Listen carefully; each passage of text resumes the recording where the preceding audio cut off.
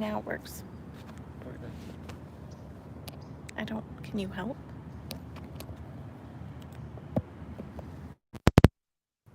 Alright guys, we're gonna try this again after a really frustrating last 15 minutes trying to get the live video to work. So sorry if you didn't get to tune in live because you saw the failed one earlier. But happy Friday regardless. This is the 2021 Audi RS7 and we're gonna get to some questions that we had first on Instagram and YouTube community where I posed this question earlier. If you want to follow me on Instagram and get your questions in early, it's at MilesPerHr, just like the channel name. I thought I was wearing a MilesPerHr shirt for a second. So Christina, who is always manning the camera, kicking butt, what is our first question? Chimes and revs from Mercedes-Benz. Chimes and revs. All right, I'm gonna start it up. And don't mind the paint on Miles's arm. He was painting a dresser.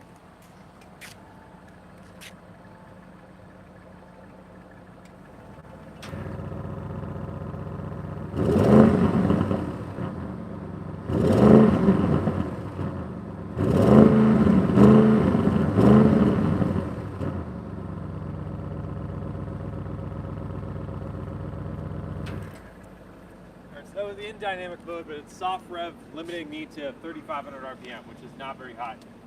Let's see, you want to hear some chimes and things like that. Let's see what we can do for you. Maybe go to the other side, Christina, and we'll see if I can get you some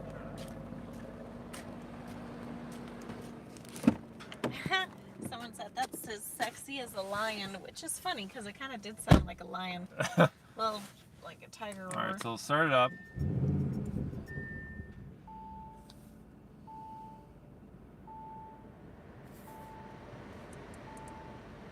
So there are some chimes for you. It's giving us that one. Like door open one, I think it'll give me that, or if my seatbelt's off, it'll give me that chime. I'm trying to think what other chimes it's gonna give me. Not quite sure, but okay, let's move on to the next question.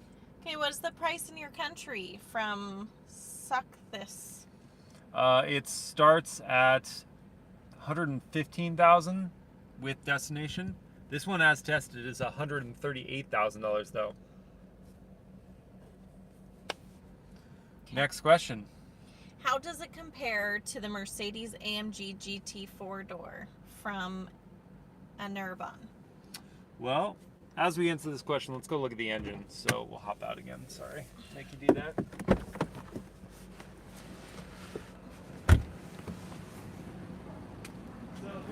Competes directly with the BMW M8 Grand Coupe competition and the Mercedes-AMG GT63S 4-door that was asked about.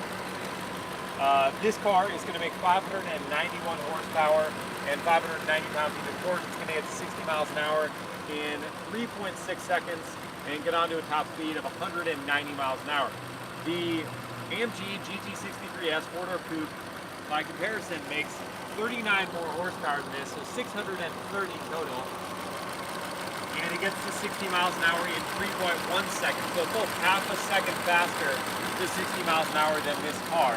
The M8 Grand Coupe competition is going to be pretty dead even with that AMG GT63S at about 3.1 seconds, 3.2 seconds to 60.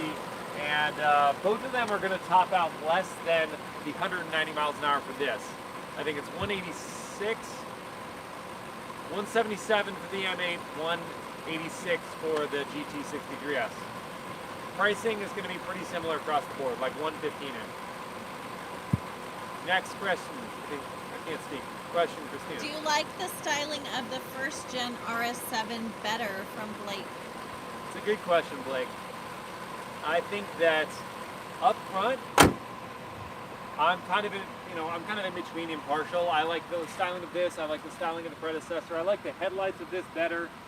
But if we get to the back, and let's go show them the back, I think that I much prefer the previous generation RS7, specifically like the R7 Performance with the big oval exhaust ports. This has the oval exhaust ports, but it has this kind of like, look at this. It's kind of like a layered, swoopy thing going on with the back, and then it doesn't strike me the same way that the previous generation RS7 had that kind of very hatched but to it. Wow, dying here. I preferred that RS7 performance to the look of this RS7. So, what is our next question? Christina? Okay, and just a reminder, we will get to your questions on YouTube. Yes, we will get to your I questions see on them. YouTube. First, we're doing the Instagram and the YouTube community, folks. But thank you guys for tuning in regardless. We will get to you. If you want your question for sure answered, then you can do Super Chat, just suggestion, and we'll for sure get to it first. Okay, when is a wheel on a car too big? From Garrett. I love this question too, because these are 22-inch wheels. 22-inch wheels. And the problem with that, you'd imagine, is that you've got these tiny little sidewalls, and therefore you have less shock absorption from road blemishes and things of that nature. Now, Audi's done a really nice job tuning the suspension, this adaptive suspension on this vehicle, so that the ride quality is still very, very good. I have to imagine it would be even better if you had some more sidewalls. So I'm going to say these wheels look very good. I love it. They're part of the Carbon Optic package, which is like a $6,000 package. You get the carbon fiber details for the mirror caps and for the rear diffuser and the front splitter and all that. And then you get these cool wheels. But are they too big? Well, depends how good of ride quality you want. All right, what should the next Transporter movie car be? This? From Jake. Good question. I think the Transporter, he always seems to like the really big sedans, and I think he just needs more space for his ego. So I would give him the S8, but I would wait for the S8 Plus, or whatever version they're going to call the S8 Plus for the new generation S8 to come out. Previous generation S8 Plus was ridiculous. It was just a sleeper, 600 horsepower sleeper. So I can only imagine the new S8 Plus is going to be amazing. That would be his car for me. All right. How practical is it? From Abhiram. Great question, Abhi. It has 25 cubic feet of space in the trunk, and because it is a hatch design, you're going to get all of this real estate opened up, and so really you get additional height here, whereas normally you'd have to go through a trunk, and then you'd have the pass through, but it would still be pretty narrow. Because of the hatch design, one, it just makes it so much easier to put things in the car. You don't have to worry about a lifting trunk. You just have a much easier access to it. And then when you fold the seats flat, you're going to get a lot more cubic feet of space. So it's very practical. My only complaint in terms of practicality is just that I feel like this could be a bit wider. I feel like this is almost kind of narrow. They could have made deeper cutouts here. This one, I think, is housing, I'm not sure, the battery, I haven't pulled that out, but there's a little bit of cutout here, so I guess you could put your golf club sideways or something, but I feel like that could have been deeper. This looks kind of narrow to me. That's my only complaint in terms of practicality, but it is, hugely practical. You can fit 5 people in here very easily. Show them the leg room, because that's... And quite a bit of stuff. Yes, okay, I just wanted to show Does that have to do with the seats folded. It does, yeah, but I just wanted to show you with the seats folded how much storage space there is. This is a sports sedan, very much a sports sedan, super sports sedan, and you've got all of this real estate for putting in cargo.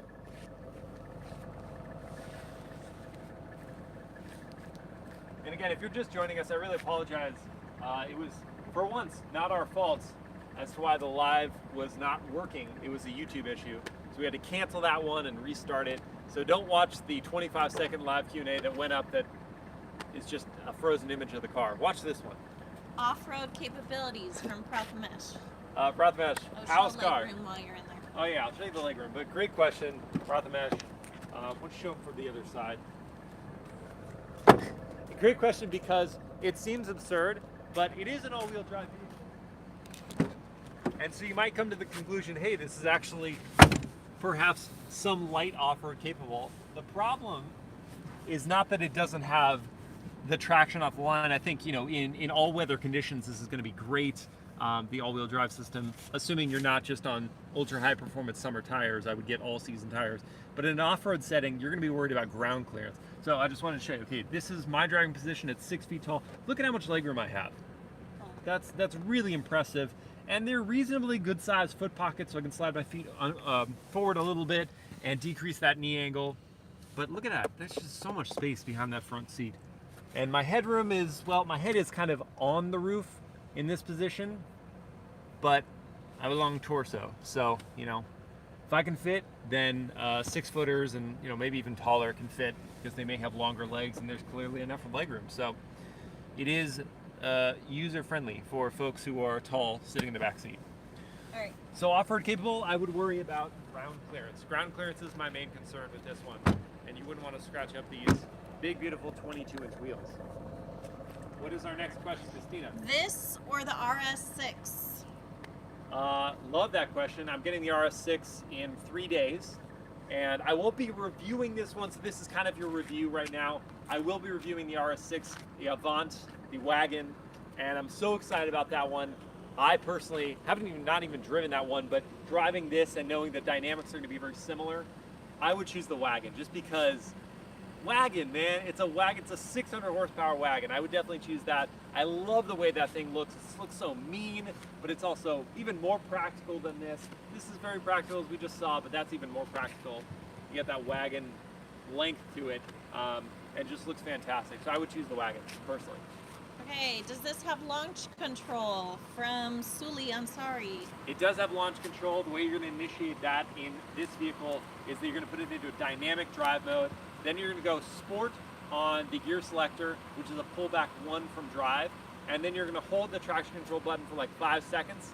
That's going to disengage traction control completely. Not even just sport traction, it's completely off. Then you hold your foot on the brake, gas it up, and this car gets to like 2,500 RPM, and then you just go. And the all-wheel drive just launches you forward, and you are 0 to 60 in 3.6 seconds, maybe even faster. But 3.6 is quoted by Audi. All right, and hello everyone on YouTube. Thanks for joining. Thank you guys for joining. Lorenzo is asking, can we see the spoiler go up and down? Sure. So go to the back, Christina, please, and then I will lift and lower the spoiler.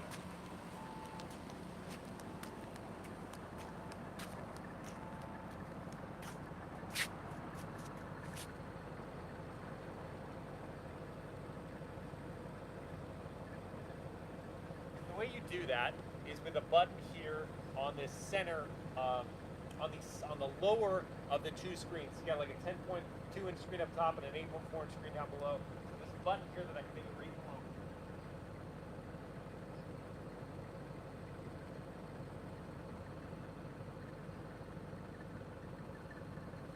That's just for gratuitous showing off. That's what that is. What is our next question, Christina? I think we're now getting into the YouTube questions. So guys, thank you for being patient as we got through the Instagram questions From first. King Stewie, you said when it's 100K subscribers, you will tell us how to get these cars. Yes, and I will. And the video is going up on November 9th. So not this coming Monday, next Monday. It took me a little while to make the video. We also hit 100,000 faster than I anticipated. Thank you guys so much. Thank you so much for helping us hit that milestone. I promised I was going to make that video, and I did make the video. It's just in editing right now, so it's going to go up on November 9th. So be sure to stay tuned for that. It is going to replace a vehicle review that's typically posted on Mondays. So it'll be Monday, 6 a.m. PST. All right, press the panic button from Uber Lyft. Oh, okay. Oh boy. I don't know if the neighbors are going to like that. No, the panic button. It just flashes the lights. Oh. Oh, you mean the panic button on the key? I don't know. You did. Okay, you said panic button. Do you mean hazard or panic button? He said panic button. Panic button would be on the key, and I don't know. I don't know about that. Sorry. I'll honk it for you. You want to hear how the horn sounds? Go ahead. I'll honk it for you. Okay, you ready? Oof.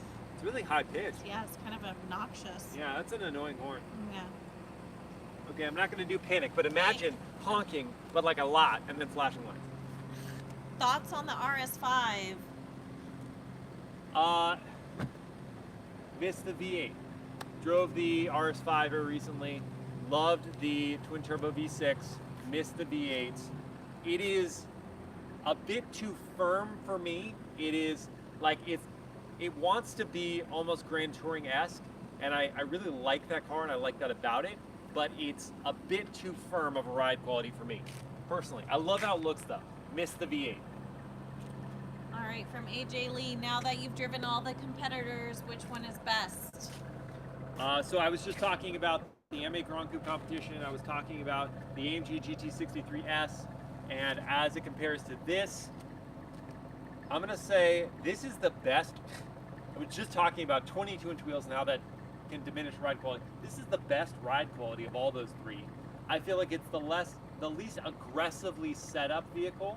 The M8 Grand Coupe competition felt like a sports car that they just happened to have stretched. This can do sports car things for sure. It's very impressive from a performance standpoint, but it still gives you that luxury car ride quality. AMG GT63S is kind of in between. It's like this on the more plush end, then the GT63, then the M8 Grand Coupe competition, in terms of just extreme aggression as a four-door coupe design sedan thing. Yeah, so I'm gonna say this is gonna be the best ride quality as it compares. But in terms of which one would I want to go take to a racetrack, probably that M8 Grand Coupe competition or the GT63S. Which should I drive every day? Probably this. Okay, from Milt, we already did this, Milt. Sorry, what's the engine? And I want to hear it rev. Yeah, we revved it up, so just wait till the video ends and go rewatch it. Sorry about that. And I don't want to upset too many people. And I showed you the engine as well earlier in the video. Let's get in and drive. Let's hop in and go for a ride. Great idea.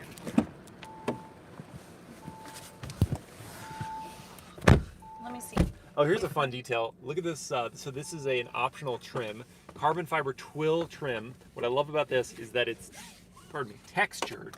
So it's not like a gloss carbon fiber. You can feel the ridges of the weave, which is pretty neat. Miles loves texture. I love texture, guys. Okay, how's the audio system? Is it stock, and does Audi have any upgrades from On God?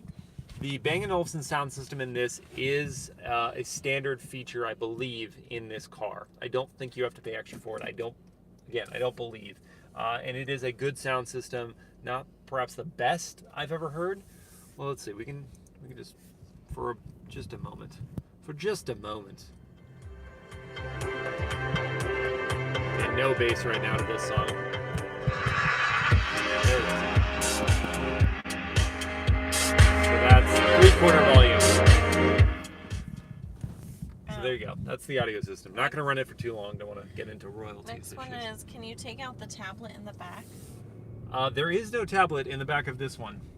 That is going to be the S8 that you're going to get a tablet. Sorry, Christina. Just right down here. Between the rear passengers. Does it have a Lambo engine? Wasn't that soft? That was the ride Oh, quality. yeah, This that was is really great. nice over bumps. Does it have a Lambo engine? No. No Lamborghini uses this engine. Now I'm going to go into dynamic mode here. Can you remove the rev limiter? I don't. From Adam. I'm sure you can, but I can't remove it from a stock vehicle that I'm reviewing. No. Okay, RS7 or Panamera Turbo S from Mirzams. That is another vehicle that competes with this. Thank you for bringing that one up. The Panamera Turbo S, the problem with that one is it's like $170,000 to start. That's a bit pricey for me. But I like how it looks, and I like the steering feel best of that Porsche Panamera Turbo. But yeah, it's a lot of money. Okay. Would this car be better in black? Gonna kick it down. I kind of like it in red. So just silently ripping you forward. I say silently because you can't hear much of that exhaust. I wish you could hear more. And this has the optional sports exhaust on this particular RS7. So I expected a little more guttural noise, and I'm just not getting a ton of it. Maybe you hear it better outside, but from within the cabin you don't hear a lot of that exhaust noise. Okay, once again, what engine is this? This is a 4-liter twin-turbo V8 that makes 590 horsepower. 0 to 60 in 3.6 seconds, top speed 190 miles an hour. Okay, we already said the price. 115,000 to start, 138 as tested. What is the max speed on this car from Ninja Man? 190 miles an hour. How much you pay for the car? We already talked about price. I didn't pay anything. Okay, you can sound, sounds a little better above 5,000 RPM, but it's still a bit subdued for me. But that's the demeanor of this car as it compares to the AMG GT, which is just very loud, and the M8 Grand Coupe Competition, which isn't quite as loud, but is still loud.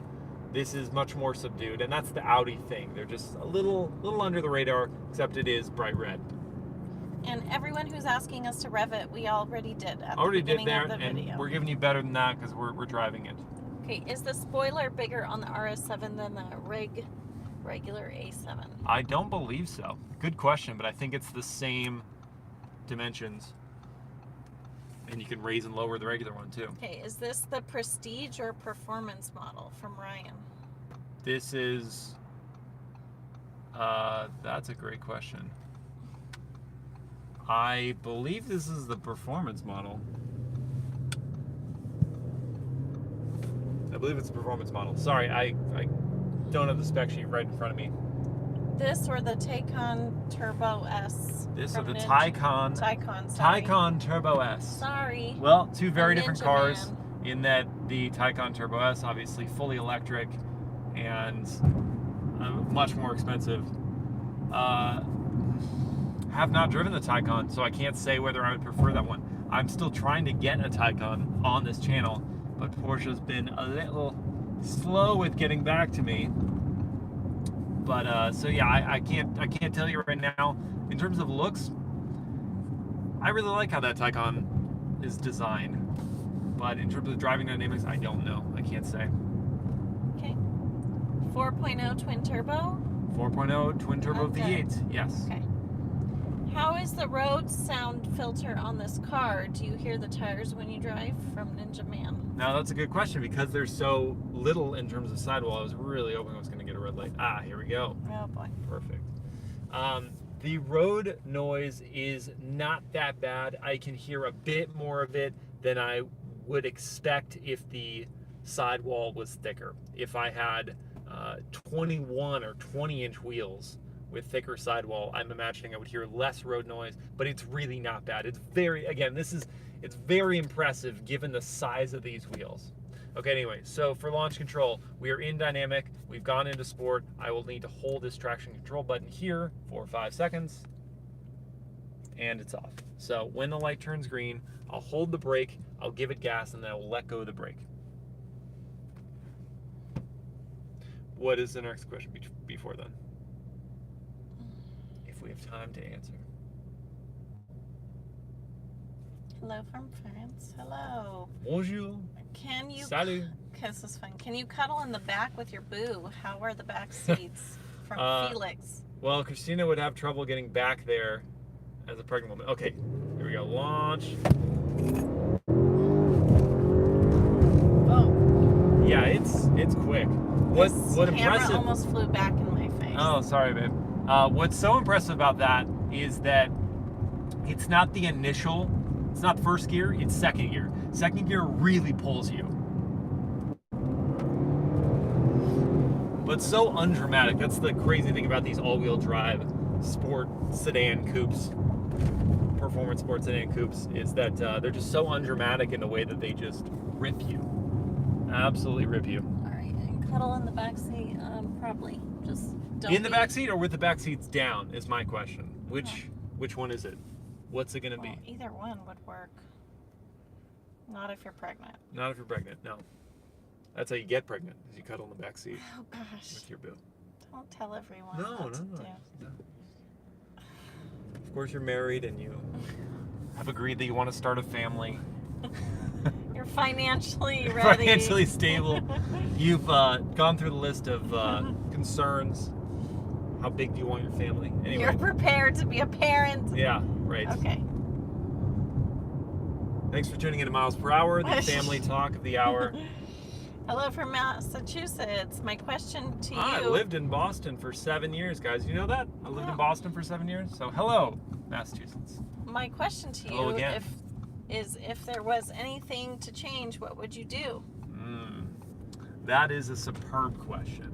If there was anything I was going to change to this vehicle, I would dial in the steering feel.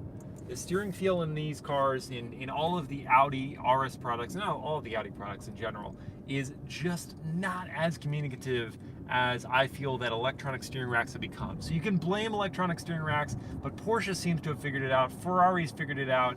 Lamborghini to some degree has figured it out. They just are giving you much more feedback through the steering wheel. What are the tires doing? I don't get a lot of that from this car.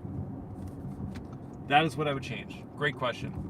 Dodge, Hellcat, or this? That's another great question. It's almost like Dodge Hellcat or fill in the blank. The Charger Hellcat, of course, not the Challenger, because the Charger would be a direct comparison to this. I mean, it's hard to compare because the price delta is double the price for this than for the Dodge Charger Hellcat. And you know, the power differential is 117 horsepower, 116 horsepower. But the Charger Hellcat is just, it's loads of fun.